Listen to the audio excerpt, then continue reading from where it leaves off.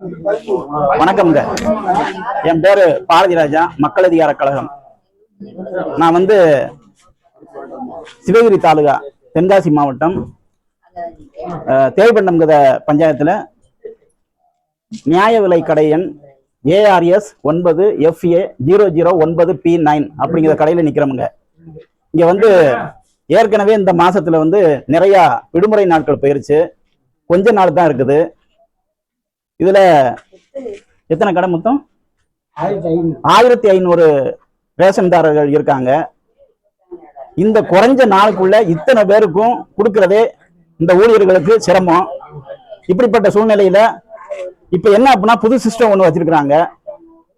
பழைய முறையிலேயே இவங்களுக்கு ரொம்ப லேட் ஆகும். ஆனா ப்ளூடூத் அப்படின்னு ஒண்ணு எடை மெஷினோட இவங்க கனெக்ட் பண்ணி போட சொல்றாங்க. இதை கட்டாயப்படுத்த வேற செய்யறாங்க.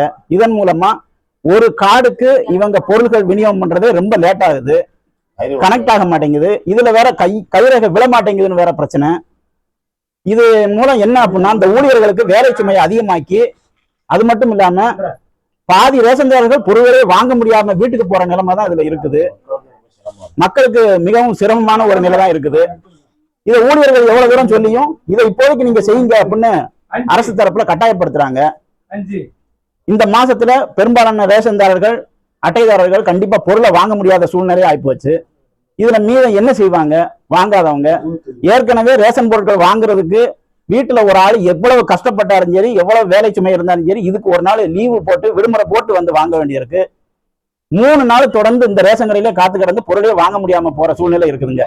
உடனடியா இதன் மீது அரசு கவனம் செலுத்தணும். இந்த ப்ளூடூத் முறைக்கு பதில நியாயமான இன்னொரு முறை ஏதாவது கடைபிடிச்சு எல்லா அட்டைதாரர்களுக்கும் கரெக்டா பொருள்களை விநியோகம் பண்றதுக்கு ஊழியர்களுக்கு சப்போர்ட்டா இருந்து மக்களுக்கு இந்த வேலையை செய்யணும்னு இதன் மூலமா கேட்டுக்கிறோங்க. நன்றி, வணக்கம்.